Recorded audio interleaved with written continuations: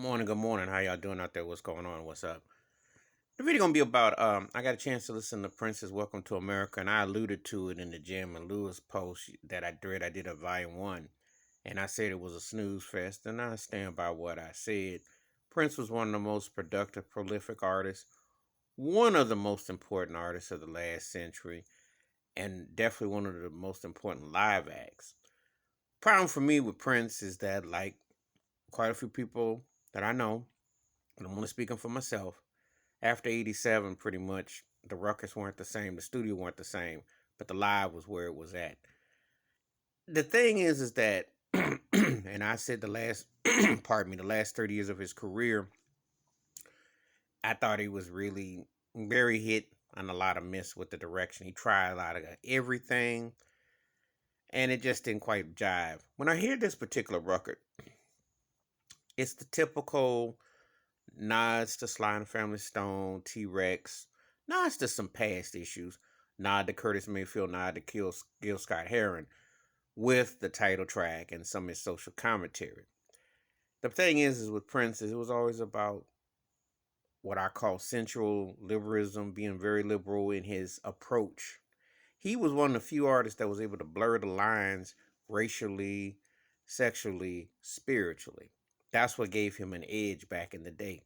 He could interweave those things musically with his words and then wrap it up in his own purple bow. When I hear a record like this, though, it's just like he's trying to throw things there and it's coming across self righteous and a bit heavy handed. Now, back in the day, you heard on the 1990 album a song like Free, but he gave strong political commentary on Lady Cab Driver, as he did on 1999. He grooved it and he knew how to polish it, manipulate it, but it was funky, you know. And when those things worked, they worked. Just like Controversy, when it worked, it worked.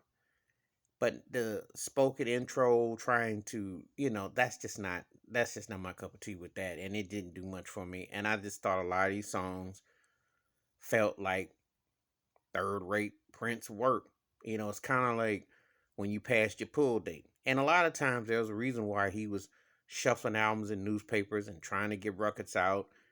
And there's a reason why he went through a lot of record companies because he didn't have money tracks and he didn't have a 50 cent piece in there. He had, songs that would make a record that sound like him, but they sounded 2, 3 tiers below him at even half his best. I said half his best. I didn't say his best because there's nothing like last year.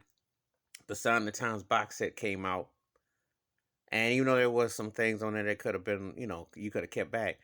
Let's be real. That record, when you hear the title track, he had more points on that than anything I heard on this. You know, so I'm not gonna be the person, hit the boo birds up if you want. I say when you're deceased, you're not gonna usually find more than a couple songs that are tolerable, and you're not gonna find any gems. And we know good and well, just like with Michael Jackson, just like with Whitney Houston, Rick James, Barry White, Tupac, Biggie. I can go on. 10 artists make their best stuff while it was already put out, not when they're deceased. It just doesn't work that way. Yeah, you'll have a cut that sounds cool, but you ain't gonna have no gems. You ain't gonna have that money track like, oh, unless you a fan, hardcore fan. But this record to me was a sleep fest. It just said a lot of nodding and noodling and vocals here and there. And he wanted kind of like what he did with Graffiti Bridge. He's trying to have this Quincy Jones, this kind of festive thing with different band members and vocals and things like that, and his own, again, his interpretation of an updated Sly and the Family Stone thing. But ain't nothing on here seeing there's a ride going on or what's going on. You know, he has elements of taking work in doses, but not in full.